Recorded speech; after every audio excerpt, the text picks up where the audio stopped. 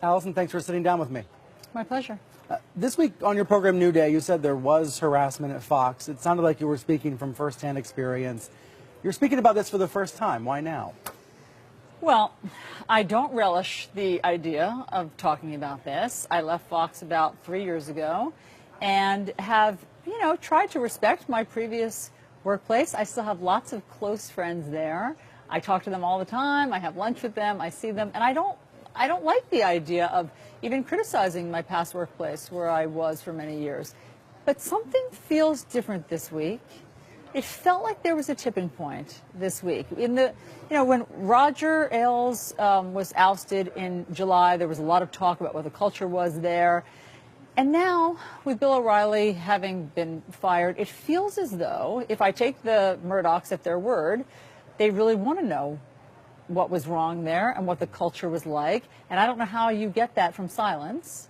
So it feels like this might be the right time to just have this conversation and let some daylight in. And you said on the air, Bill O'Reilly never harassed you.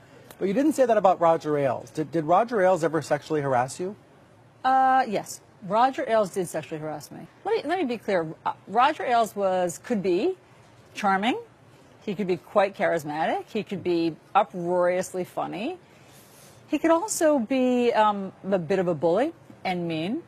And he also was often kind of grossly inappropriate with things that he would say. And I think that many of us experienced that. He would talk about body parts. He would say, "Give me a spin." He would want to be greeted with a hug. But the time that I remember most was when I was first starting out at Fox and I was single. And I remember Roger being in Roger's office and I was saying that I wanted more opportunity. And he said, "Well, I would have to work with you." And work with you? I would have to work with you on that case. I would have to work with you really closely. And it may require us getting to know each other better. And that might have to happen away from here. And it might have to happen at a hotel. Do you know what I'm saying? And I said, yeah, I think I do know what you're saying. And I just want to say that I knew in my head at that moment, I'm never going to that hotel under any circumstances. But I didn't know what that meant for me and for my career. And I remember vividly that I had sort of an out-of-body experience hovering over us in the office and thinking, is this it? Is this the end of my time here? Will I be fired if I don't do this? And I just want everybody to understand that when it happens, there is a visceral reaction that you have where you recognize my career and everything that I've worked for is under threat, and I don't know what's going to happen next. And you end up then doing what? Well, I just went home and I didn't tell anybody at the time because I was embarrassed, and it is sort of humiliating. Embarrassed? It's embarrassing when this man that you've gone to tell about your strengths and to sort of see if he thinks that you're doing a good job at work, makes that sort of proposition. It is demeaning and it is humiliating. And so I was sort of embarrassed to tell people. And I decided personally, and everybody deals with it differently, I'm going to ignore that. I'm going to pretend that never happened. He then changed his MO, and when I say that there was that I experienced harassment there, it was different. For me, it was no longer sexual harassment. It was harassment of a different variety. What do you mean? It was sort of emotional harassment. Roger Ailes ruled with an iron fist, and he wanted us all to fall in line and have his worldview and say the things that he wanted us to say on Fox News. And he targeted me because he sort of figured out early on that I didn't share his worldview. And he said, you're not saying the conservative things that I want you to say, and you could be a real role model and you could be a real star if only you could sound conservative sometimes. And I said, well, Roger, that's not my job. I'm not supposed to sound conservative or liberal. I'm supposed to be a fair and balanced, in your terms, journalist. And I'm supposed to be open, and I'm not supposed to take a side. And that he didn't appreciate or particularly like. I was often, sort of called on the carpet for things because he thought that I wasn't reflecting the conservative agenda. So he and I had a lot of interaction and sometimes arguments. Sometimes he would lecture me. Sometimes he would insult me. So that's a different form of cultural rot within an organization. Bullying or emotional harassment. You have to make a choice at that point of whether or not you're just going to make it easy, your life easy, and go along with what he wants you to say, or if you're going to try to fight it and try to stand up for sort of finding the truth or try to stand up for representing both sides. And I would, say to him, when he would identify something that he thought that I hadn't been conservative enough sounding, and I would say, Roger, first of all, isn't it supposed to be fair and balanced? Aren't I supposed to be playing devil's advocate? Aren't I supposed to be representing? Isn't that my job? Isn't that my job? Aren't I supposed to be representing the other side? And he said, there is no other side. In Roger's worldview, there was no other side. Liberals were always wrong. Conservatives were generally right.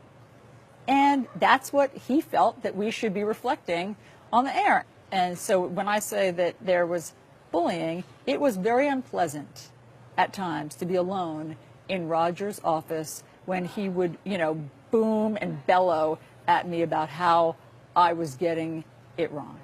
Is Ailes' behavior part of the reason you left Fox a few years ago? Yes, it is. I realized that, Roger was quite clear about how if only you could say these things, I could make you a big star and I could give you great time slots. So you're saying it was first come to my hotel room when you rejected him, then it became say the things I want you to say on air. Yes, but I don't believe those two were mutually exclusive. Both of those things were things that he was obviously interested in.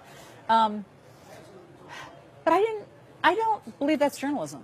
And I really wrestled with that. I didn't want to only have to talk about Roger's agenda and the things that Roger thought were best for this country. I thought that there was room for debate and that there was certainly room to hear the other side.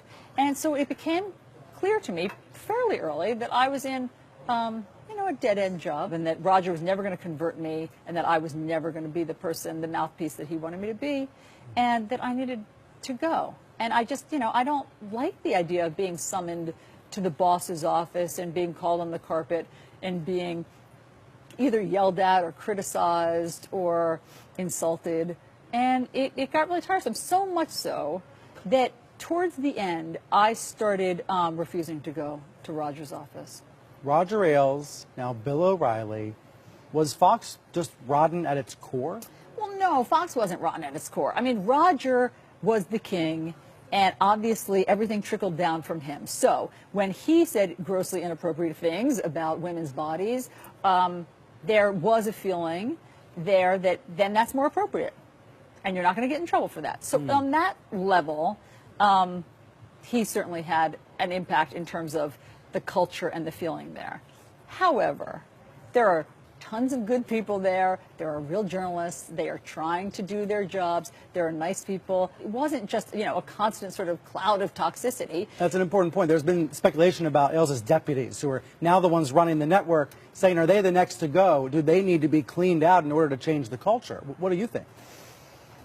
I don't know the answer to that. I know that the people the people in charge, the second tier, the managers, look, I can only speak from my experience, and they were always good to me. They tried. When they knew that Roger was marginalizing me, when I was passed over time and again for things that I was clearly qualified for, they felt for me. And they tried to make a case for me to him. They tried, I think, to speak reason to him, but he was the king. I trust that the culture has changed. With Roger gone, with the Murdochs moving so quickly now to try to amend whatever was happening with O'Reilly, clearly they want the culture to change. Fox has become a symbol of a problematic workplace, and maybe there's lessons being learned from that. Well, I hope so. I mean, if this is Exhibit A, and the reason that I'm talking about it now, and the reason we're having this conversation is because, let's just air it out. I mean, I think that there was a lot of suffering in silence, and people who felt humiliated, and people who felt scared, and people who felt intimidated. But let's talk about it, and let's talk about what's unacceptable and how bad it feels to be on the receiving end of it. And I don't know. I mean, I do think that this is a turning point. And so if that's everything, if everything that's happened at Fox is valuable in that way, then I hope that people are more free to speak there and everywhere now. Alisyn, thanks so much. My pleasure, Brian. Great talking to you.